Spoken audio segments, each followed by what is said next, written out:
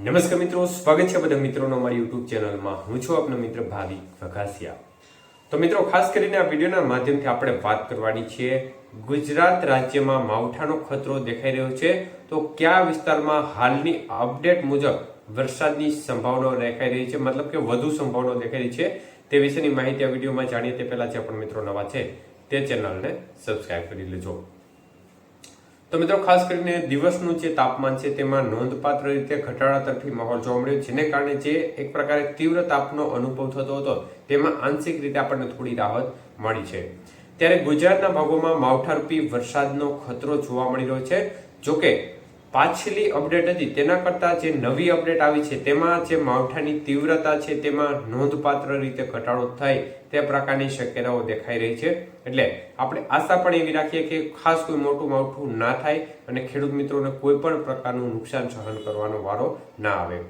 તો હાલની latest મોડેલોની update મુજબની સ્થિતિ જોવા જઈએ તો હાલ જે ખતરો દેખાઈ રહ્યો છે તે મુજબ કચ્છના ભાગો છે તેમાં 18 તારીખથી વાતાવરણમાં પલટો જોવા મળશે। 18, 19 અને 20 તારીખ દરમિયાન આ ભાગોમાં વરસાદની ગતિવિધિ છૂટાછવાયા ભાગોમાં જોવા મળશે। વાદળછાયા વાતાવરણ અમુક વિસ્તારોમાં જોવા મળે તો અમુક વિસ્તારમાં કમોસમી વરસાદ પણ જોવા મળી શકે છે।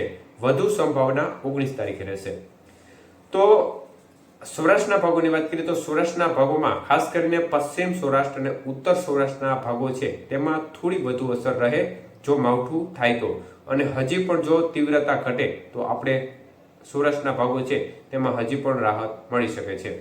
એટલે હાલની સ્થિતિ અને જે લેટેસ્ટ અત્યારની અપડેટ છે તે મુજબ દ્વારકા, જામનગર જિલ્લો છે, રાજકોટ જિલ્લો છે, મોરબી જિલ્લાના ભાગો છે, તેમજ ખાસ કરીને રાજકોટને લાગુ પોરબંદર જિલ્લાના ભાગો સુધી માવઠાની ખતરો થોડો દેખાઈ રહ્યો છે વધુ અત્યારની જે અપડેટ છે તે મુજબ, અને 19 તારીખે માવઠાનું જોર થોડું આ ભાગોમાં રહે તે પ્રકારની સંભાવના અત્યારના મોડેલોની અપડેટ મુજબ દેખાઈ રહી છે। ખાસ કરીને બધા વિસ્તારમાં માવઠું થતું ના હોય પરંતુ વાદળછાયું વાતાવરણ અથવા તો અમુક વિસ્તારમાં આ જે જિલ્લાઓ જણાવ્યા તેમાં થોડું વધુ જોખમ દેખાઈ રહ્યું છે।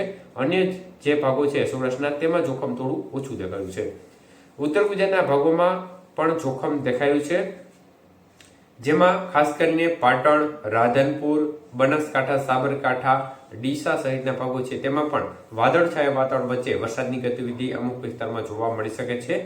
તો આ જે ભાગો જણાવ્યા છે તેમાં વધુ જોખમ દેખાયું છે, અન્ય ભાગોમાં ઓછું જોખમ દેખાયું છે, પરંતુ એ ભાગોમાં પણ સાવ જોખમ નથી એવું ના સમજવું। એ ભાગોમાં જે તીવ્રતા અત્યારે જે લેટેસ્ટ વેધર મોડેલોની અપડેટ બતાવી છે તે મુજબ અન્ય ભાગો કરતા ઓછી દેખાઈ રહી છે, અને આપણે હજી પણ આશા રાખીએ કે હજી પણ જે શક્યતાઓ છે તેમાં ઘટાડો થઈ જાય અને વાદળછાયા વાતાવરણથી આ જે માહોલ છે તે પતી જાય તો આપણા માટે ચોક્કસપણે સારી વાત ગણાશે। અને હાલ જે અપડેટ આવી રહી છે તે મુજબ અમે તમારા સુધી લેટેસ્ટ અપડેટ આપતા રહીશું।